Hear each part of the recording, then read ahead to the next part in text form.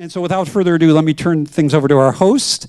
Rebecca Kruth is Michigan Radio's weekend on-air host, and Ann Curzan is the University of Michigan professor of English, and they host a program you hear on Sunday mornings, hopefully you hear on Michigan Radio, called That's What They Say, and I will turn things over to them right now.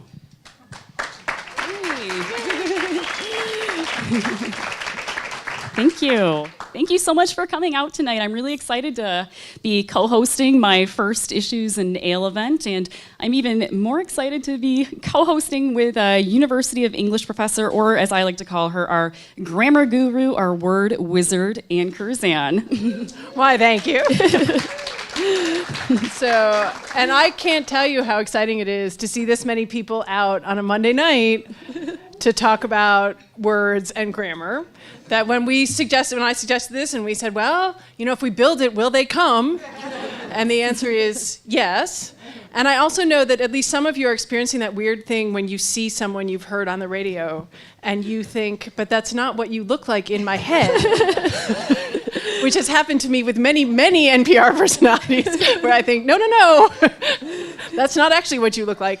So, hi, delighted to be here. My students teach me slang. So often I was teaching a lecture course in the fall, and every day before class, the students have to teach me 2 new slang words before I start class. And I have some students who say, this is the only class I come to on time because I don't want to miss the slang words. I'm like, okay. But so they taught me high key, low key. So high key, right? High key stressed, very stressed. Low key, my students tell me means, you know, so only sort of, right? I'm low key into him. That was the example. I'm low key into him, which could either mean I'm only sort of into him or I'm secretly into him. It also seems to have this sort of secret meaning to it. I know. And I had one student in my office, and she was actually going to do a video, and so she was setting up the tripod, and one of the legs on the tripod wasn't working, and she says, I low-key broke it. Because it wasn't totally broken. It was only kind of broken. So we have that happening too, but what we're seeing is also the subject-object distinction is collapsing. So whom is right at the front of that. So whom is dying. It's actually amazing it's not dead yet. That is the most amazing part. Hanging in there. So whom is collapsing first, but this is what we're seeing in all of the between you and I, is that the I, me, that in the long run, and what's interesting to me is I don't know which one's gonna win. It's not clear to me whether it will be me or it will be I, but one of them, none of us will live long enough to see this, but in the long run, one of those pronouns will just become the pronoun.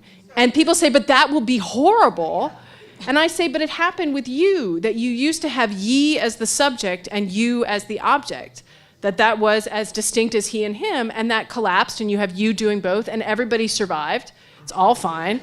So, you know, we'll get through it.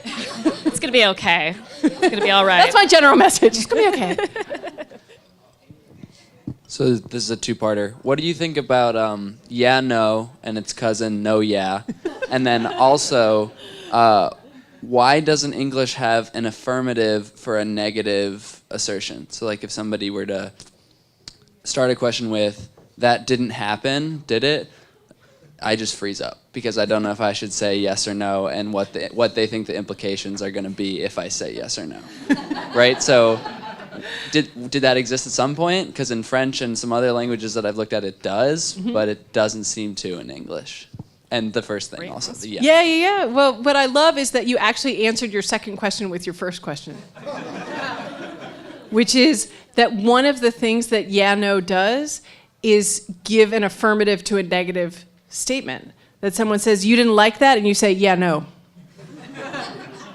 Yes, I agree. No, I didn't like it.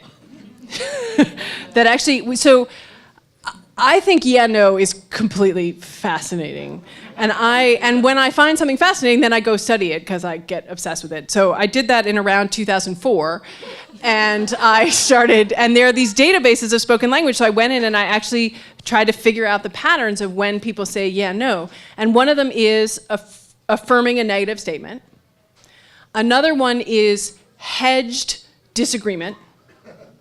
So I'm just trying to be nice here. So you say, the meeting's at 4, and I say, yeah, no, it's at 3. So my yeah is like, you can have your thought, but I'm going to correct you now. I won't come up with all the other ones, but it has like 4 different functions of the way that we're, so hedged disagreement and hedged agreement.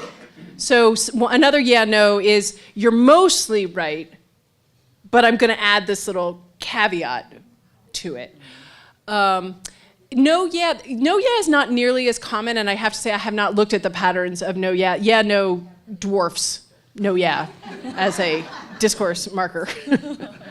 but it's a really fun one to be watching, I think. Okay, so like you, Anne, I actually started as a math major and became an English major. But the thing that continues to bother me, and I think it is one of those losing math-English battles, is fewer. And less. Yeah. I keep telling people, can you count it? Right. So this is, someone just said thank you for bringing this up. And this was one of my mother's. She had very strong feelings about this. And whenever we were at the grocery store, she would point to the sign to make sure that her daughters were aware that the 10 items or less sign was incorrect. Because items are countable, and so the idea is if you can count things, it's fewer, and if you can't count them, it is less.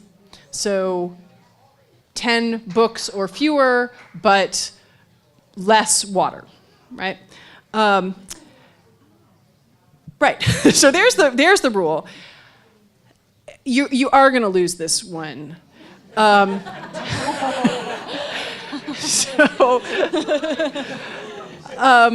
Less is encroaching on fewer's territory, and it's going to happen because nothing actually gets lost here. That there's no ambiguity. If I say 10 books or less or 10 books or fewer, we all know exactly what I mean. So the distinction is one that people won't miss.